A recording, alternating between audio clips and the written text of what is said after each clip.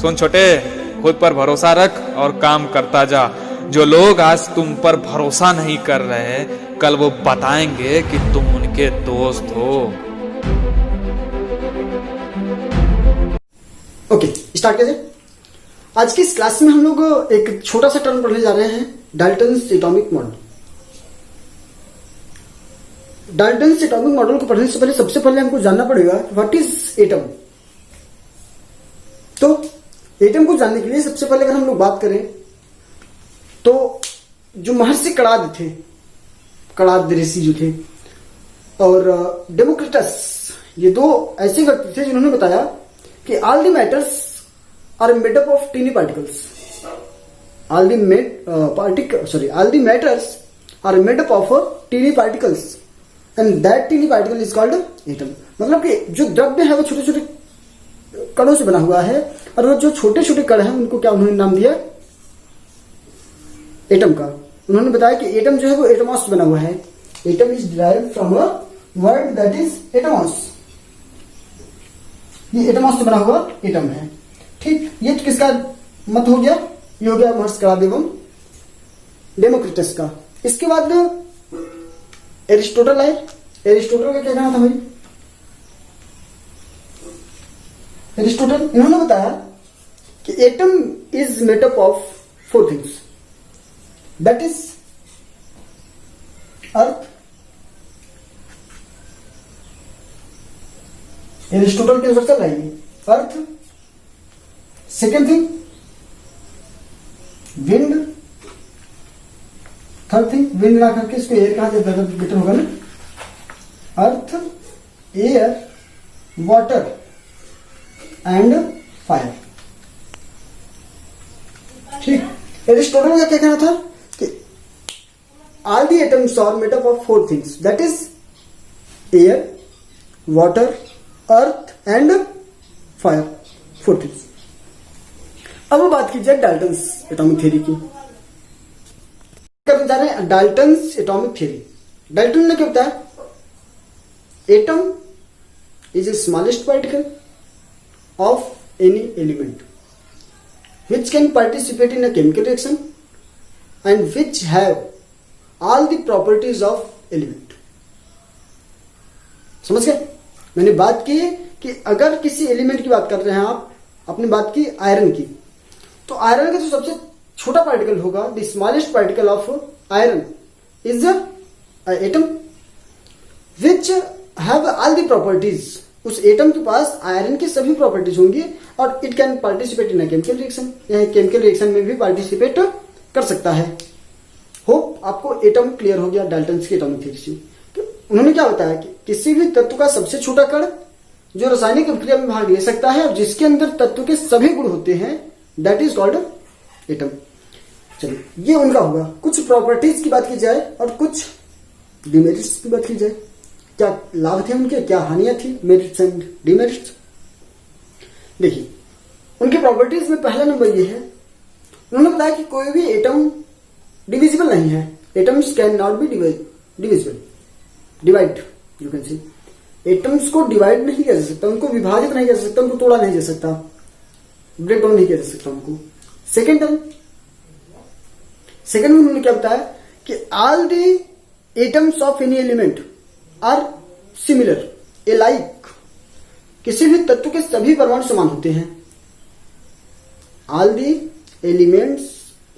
Atoms of any element are alike in their mass and structures. Structure को देखिए आप, उनके मास को देखिए तो वो हमेशा कैसे होंगे, इक्वल होंगे। ठीक, थर्ड की बात की जाए अगर, थर्ड रूल उनका ये था कि during a chemical reaction atoms can neither be created not be destroyed. रासायनिक अभिक्रिया के दौरान न तो एटम को क्रिएट किया जाएगा और न ही डिस्ट्रॉय किया जाएगा। NaOH का रिएक्शन आपने HCl से करा दिया, ध्यान से समझिएगा। NaOH का रिएक्शन आपने HCl से कराया, क्या बना?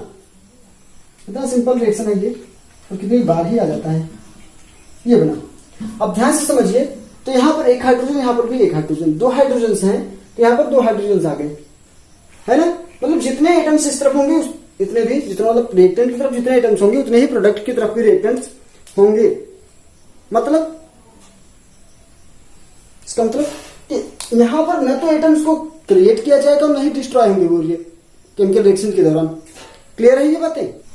Fourth, the atoms of different elements are always different.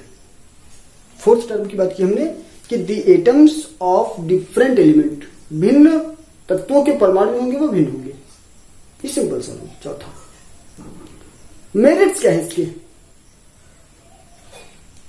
क्या मेरिट्स हैं, लाभ क्या है इनकी। देखिए, हम जानते हैं कि matters can neither be created nor be destroyed. Matter conservation law कहता है कि मैटर को न तो उत्पन्न किया जाएगा न ही नष्ट किया जाएगा। और सेम थिंग इन्होंने बताया कि atoms can neither be created nor be destroyed. तो कहीं ना कहीं ये मैटर के कंजर्वेशन लॉ को अप्लाई करता है। सेकेंड रूल क्या कहता है इनका, उन्होंने बताया कि 2 और मोर देन 2 एलिमेंट्स और atoms can combine to each other and form a new product. तो केमिकल कॉम्बिनेशन का जो रूल है कि रासायनिक सहयोग किस प्रकार से हो सकता है, इसको भी उन्होंने प्रूव किया। तो ये हो गए इनकी मेरिट्स। डिमेरिट्स क्या थी भाई, after the discovery of isotopes.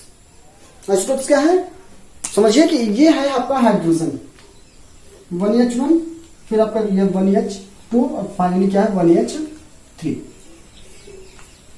Atomic number same but different atomic mass, that is called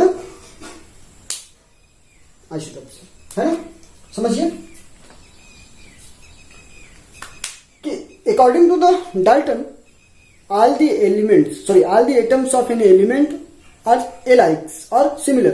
किसी भी एलिमेंट के सारे एटम सिमिलर होते हैं, पर यहाँ क्या, हाइड्रोजन के 3 एटम्स हैं, तीनों डिफरेंट हैं। ये 1H1, इसका एटॉमिक मास 1, इसका एटॉमिक मास 2, इसका एटॉमिक मास 3। तो अब यहां से इनका रूल फेल हो गया ना, ये इनकी डिमेरिट्स हो गई। ठीक, नेक्स्ट वीडियो नेक्स्ट रूल को लेकर के आ रहा है। ये वीडियो कैसा लगा आपको प्लीज आप लोग बताएंगे। हाँ, एक छोटा सा क्वेश्चन आप लोग बताइएगा हमको कि all the atoms are made up of, जैसे सपोज दैट मैं आपसे बात करूं कि ये एटम हुआ हमारा, तो ये एटम पे यहां पर क्या होगा, न्यूक्लियस होगा, आगे क्या होंगे, इलेक्ट्रॉन्स होंगे। सभी एटम्स इसी प्रकार से होते हैं। ठीक, सभी के एटम्स यही होता है ना कि इसमें न्यूक्लियस होता है, इलेक्ट्रॉन्स होते हैं, प्रोटॉन्स होता है, बस यही 3 चीजें होती हैं। मतलब इलेक्ट्रॉन, प्रोटॉन, न्यूट्रॉन होता है, उनका स्ट्रक्चर एक फिक्स होता है। बीच में आपका न्यूक्लियस होगा, आगे आगे क्या होगा, उसके सेल्स होंगे, सेल्स में इलेक्ट्रॉन्स प्रेजेंट होंगे। सिंपल सा क्वेश्चन है, आयरन में भी एटम है, कार्बन में भी एटम है, जितने भी एलिमेंट्स हमारे पास सबके पास अपना अपना एटम्स हैं, और वो एटम्स जो बने हुए हैं वो इलेक्ट्रॉन, प्रोटॉन, न्यूट्रॉन से बने हुए हैं। पर अगर इलेक्ट्रॉन, प्रोटॉन, न्यूट्रॉन से ही बने हुए हैं तो all the atoms are not similar. Why all these aluminium, iron, copper, all these are different. अगर सब कुछ एटम से ही बना हुआ है तो वो डिफरेंट क्यों है, वो सिमिलर क्यों नहीं है, जबकि हम जानते हैं कि वो सबके से कहीं ना कहीं, अगर हम अंतिम स्टेज पे जाएंगे तो पता चलेगा वो इलेक्ट्रॉन, प्रोटॉन, न्यूट्रॉन से बना हुआ है। तो इस छोटे से क्वेश्चन का आप लोग रिप्लाई सोचिएगा और दीजिएगा, जो कुछ भी आपको समझ में आए वो जवाब दीजिएगा आप लोग, और फिर इसका रिप्लाई मैं नेक्स्ट वीडियो में लेकर के आ रहा हूं। ठीक, वीडियो कैसा लगा आप लोगों को कमेंट करिएगा। Thank you.